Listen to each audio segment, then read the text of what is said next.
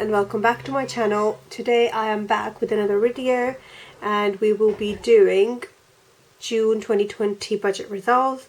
I will be walking you through a few last days, well, 2 last days of June, and how we ended up doing all together as a sum with our fixed expenses and variable expenses. So let's have a look at our weekly check-ins. So I've already shared a video for my week 3 and week 4 check-in, so you can have a look at that if you want to look in detail. For week 5 we didn't spend anything on food. We literally got a packet of salad, so that was 60p for.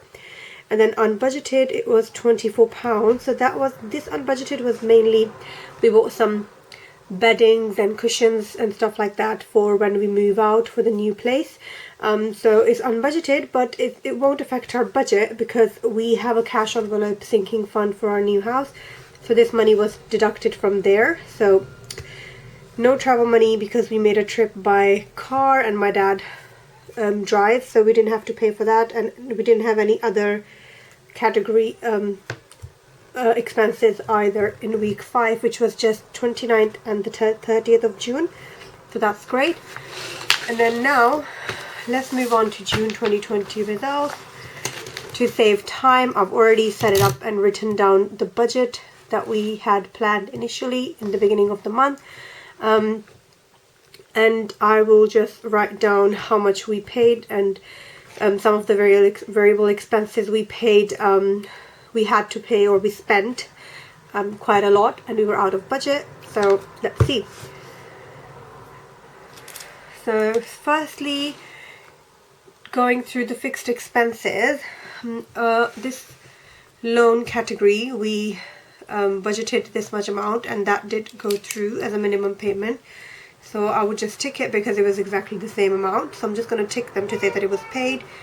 And for the committee money, usually it's just 500 a month, but because we were a little bit behind on some of the things, and we did end up getting an extra bonus amount of money when we left our flat and we got the deposit money back, so we used some of that to clear everything up until the month of June. So that's also done. And for self-storage, this is a regular bill that comes out, so that went through. For credit cards, so for credit cards, because we had the minimum budget was 132 along those lines, and then we did some extra payments, but that was part of our budget. We had planned to do those extra payments, so I've got those there added up, so we did that.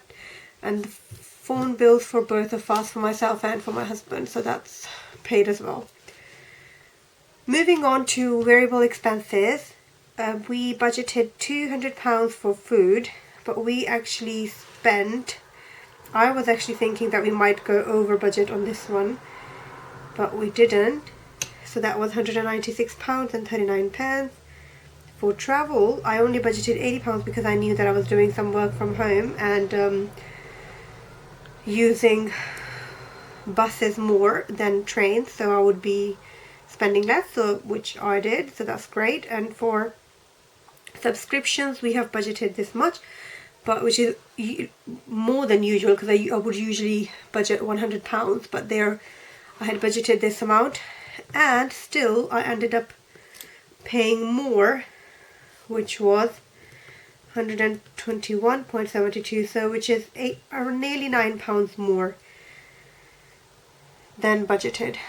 For miscellaneous, we had budgeted £100 between myself and my husband.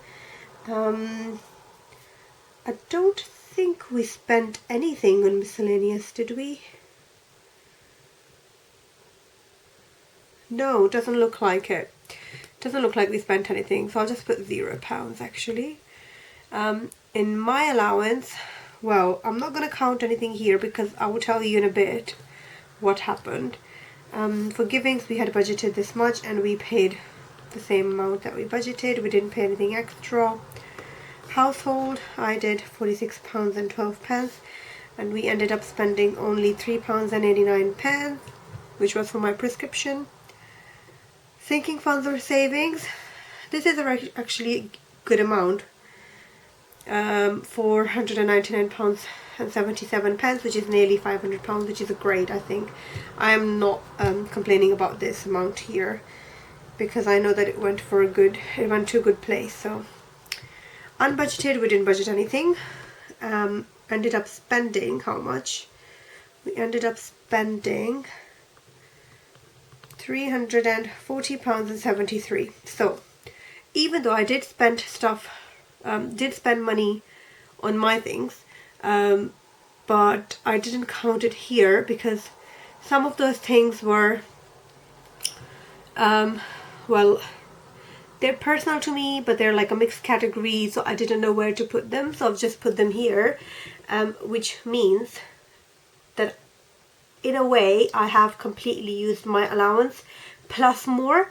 So even though I've said miscellaneous we haven't spent anything, and my allowance we haven't spent anything, but that 200 is actually gone here in the unbudgeted one somewhere. So when we add everything up, this would balance it out. So that's how it'll work. I hope it makes sense. So the total amount we budgeted was, let me calculate it again. I did do the calculation, but sometimes it can be wrong. So let me go ahead and do that.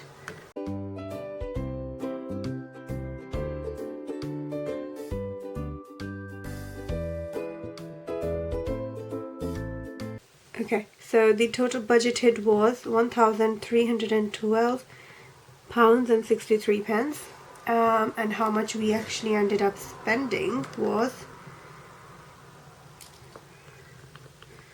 £1,369.40, so a little bit over budget. So how much remaining is actually negative on remaining, so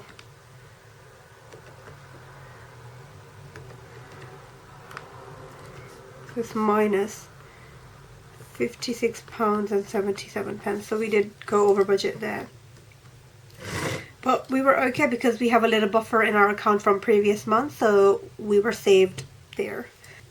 Now I would like to mention that even though I loved the idea of doing paycheck budgeting rather than monthly as we did in June, but not having a monthly budget in advance, I found it really hard to track all these categories at the end of the month.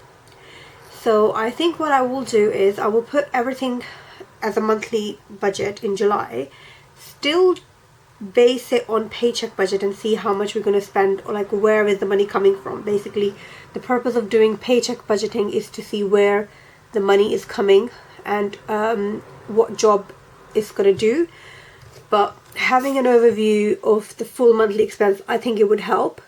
So I'm going to do that in July, and I will be moving on to another planner. So if you want to see which one I chose and how I set it up, please stay tuned for upcoming videos. But in terms of finances, there are a lot of changes. As you know, that we will be moving out soon. We don't want to stay with parents forever, so we're lucky that they're here to help us in this difficult time, but we do want to move out eventually. So we're moving ahead with a few plans, so which means we have to spend some money there. And my husband's business, we can't rely on the money that he gets from his business. We've had a discussion recently, and we might not get any income from his business for the next coming months until we move out. So because he wants to reinvest into his business, so we're at a stable place when we do move out, because by the time we move out, I will be on maternity leave again, so I won't have a job. So that's why we're planning a little bit ahead. It does mean that for the next few months, our budget will be really, really, really, really tight. We won't have that much flexibility. We might not be able to put that much money towards debt or savings, but we'll see how it goes. We still want to save some money. We'll still do our minimum payments for our debt and credit cards, but we might not be able to save that much. So That's why the action plans and goals for next month to save our budget and finances, I have decided that we will be doing one thing I could think of was to go through my bank statement and my account and have a look on all these subscriptions, because I'm sure a lot of these I am not using, or I don't need, or I can pause them, or I can cancel them for time being, and we can subscribe to them again at a later position if we need to. So I'm going to go through and see which subscriptions we have and cancel the ones we can't. So let's write that down.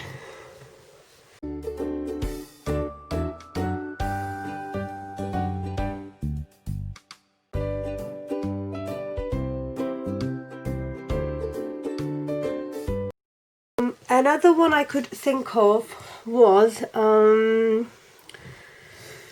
try and stay within my allowance budgets, within my allowances, and not go into a negative. Try and not have any negatives in any category, mainly in unbudgeted. Hopefully the one unbudgeted ones would be from our cash envelopes, and we could that way we're not going actually in negative, we're just using the ones we have already set for those things.